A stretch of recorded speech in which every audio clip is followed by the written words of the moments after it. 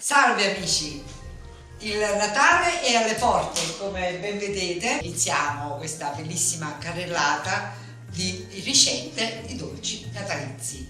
E come non poter iniziare se non con i rococò? Per prima cosa ho tostato 350 g di mandorle in forno a 180 gradi per circa 5-6 minuti. Le ho fatte leggermente raffreddare e le ho tritate grossolanamente in questo modo. Nella planetaria ho messo 500 g di farina 00 setacciata, vado ad aggiungere 6 g di bicarbonato, 300 g di zucchero semolato, 6 g di pisto,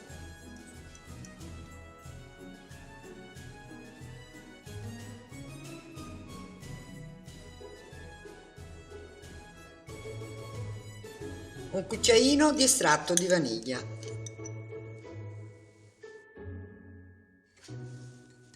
e le mandorle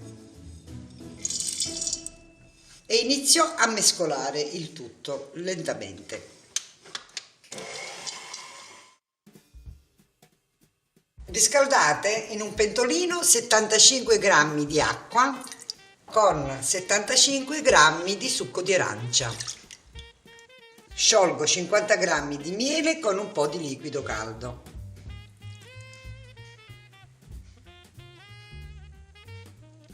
Riprendo a mescolare e poi vado ad aggiungere a filo il restante liquido precedentemente scaldato.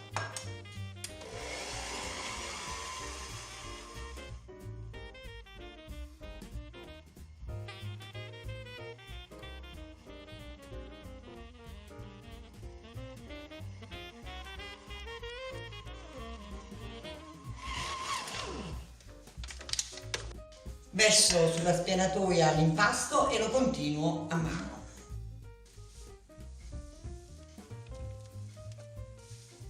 Lo assemblo con le mani.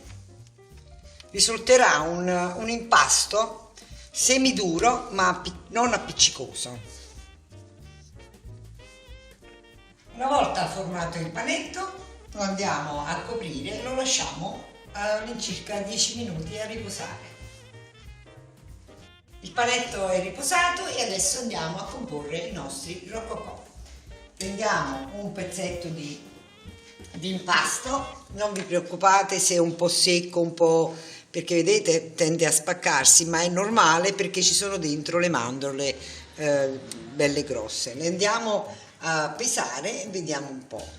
Questo pesa 75, un po' troppo, 60 grammi più o meno. Penso che vadano bene, come poi se uno li vuole più grande, fa più grande. Quindi andiamo a comporre un filoncino piano piano anzi io vi consiglierei di farlo così tra le mani, perché appunto tende un attimino a staccarsi e piano piano andiamo a fare il nostro cordoncino. Sempre delicatamente lo andiamo a rigirare e a chiudere su se stesso. Una volta formato la ciambellina andiamo a schiacciarla leggermente con le mani, così, per dargli la forma un po' più schiacciata.